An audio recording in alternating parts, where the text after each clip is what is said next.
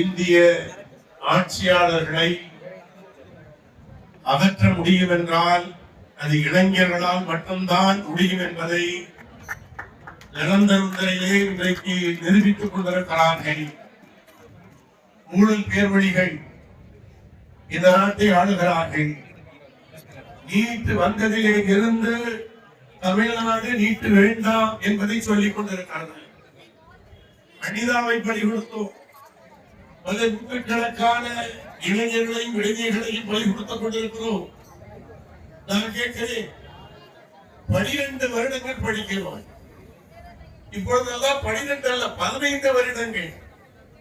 LKG, UKG, அதுக்கு முன்னாடி pre-KG என்று சொல்லி ஒரு 3 வருடம், 12, 3, 15 வருடங்கள் படித்ததை நீ எந்த மதிப்பெண் வாங்கியிருந்தாலும் பரவாயில்லை, அதை மூளையிலே வைத்து விடு.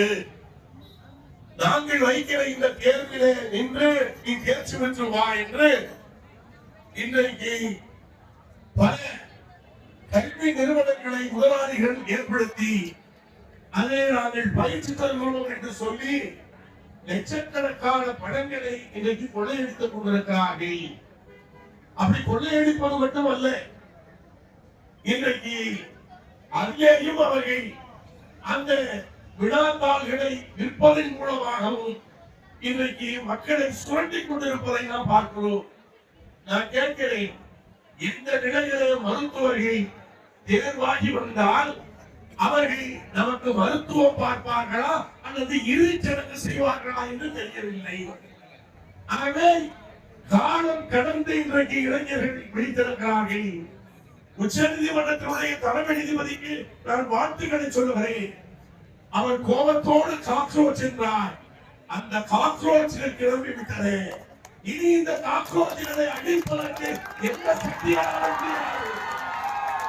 எந்த காக்ரோச்கள் இல்லங்களில் இருந்தவை விரட்டி கொண்டிருக்கிறதோ அந்த காக்ரோச்கள் இந்தியாவில் இருக்கின்ற பல முதல்களையும் ஊழல்வாதிகளையும் மோடியையும் இன்றைக்கு விரட்டி கொண்டிருப்பதை நாம் பார்க்கிறோம்.